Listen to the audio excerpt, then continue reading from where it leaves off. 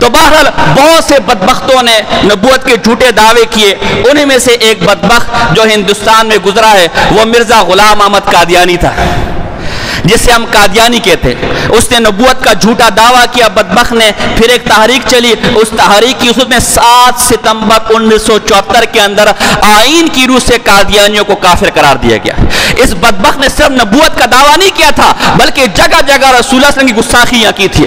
آئینہ کمالات اپنی جھوٹی، جیسے قرآن ہمارے پاس اللہ کی وحی ہے نا، اس طرح کہتا تھا بدبخت کہ مجھ پر وحی آتی ہے، اور اس وحی کو جمع کیا تذکرہ نامی کتاب کے اندر. اس کے اندر لکھتا ہے کہ میں خدا ہوں، یہ زمین و آسمان میں نے بنائے.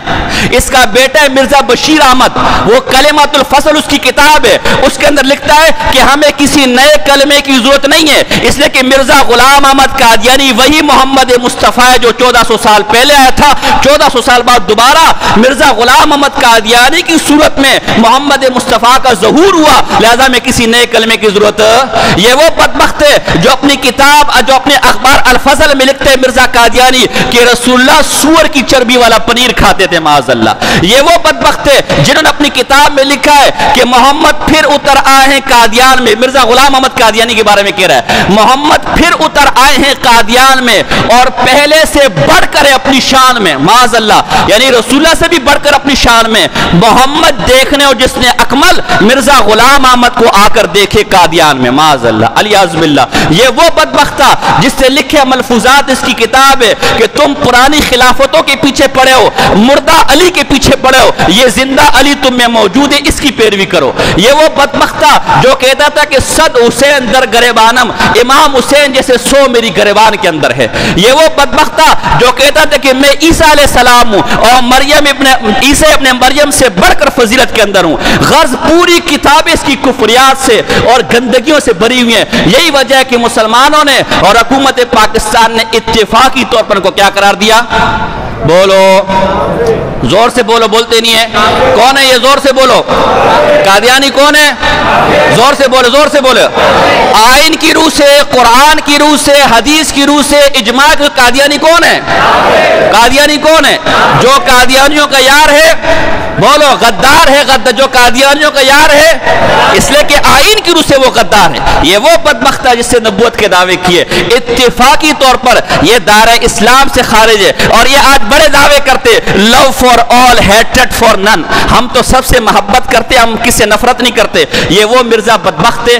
تمہارے بارے میں کیا لکھتے پتہ ہے؟ وہ لکھتے ہیں آئینہ کمالات اسلام، تلک الکتب ینظر الیہا کل مسلم بعین المحبت والمودت ویقبلنی وینتفی من معارفها الا ذریۃ البغایا فهم لا یقبلون. یہ میری کتابیں جسے ہر آدمی پیار اور محبت کی نظر سے دیکھتے ہیں، مرزا قادیانی کہتا ہے، لیکن سوائے جو بدکار عورتیں، ذریۃ البغایا بدکار عورتوں کی اولاد کو کہا جاتا ہے، جو بدکار عورتوں کی اولاد ہے وہ میری کتابوں کو دیکھتے ہیں. تو تم مرزا قادیانی کتابوں کو دیکھتے ہو تو تمہیں وہ کیا کہہ رہا ہے کہ تم سب کس کی اولاد ہو؟ معاذ اللہ. یہ نبی کی زبان ہوتی ہے.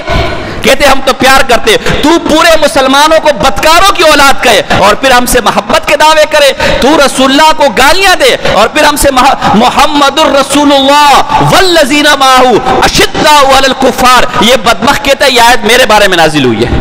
انا اعطیناک الکوثر، یہ بدبخت کہتا ہے یہ آیت میرے بارے میں نازل ہوئی ہے معاذ اللہ. لہذا ان کے عقائد کی وجہ سے اتفاقی طور پر حکومت پاکستان نے ان کو کیا قرار دیا؟ کیا قرار دیا؟ اب جو رسول اللہ کا عاشق ہے وہ کبھی ان کے ساتھ تعلق رکھے گا، لیکن آپ ایک کام کرتے ہیں جو نہیں کرنا چاہیے.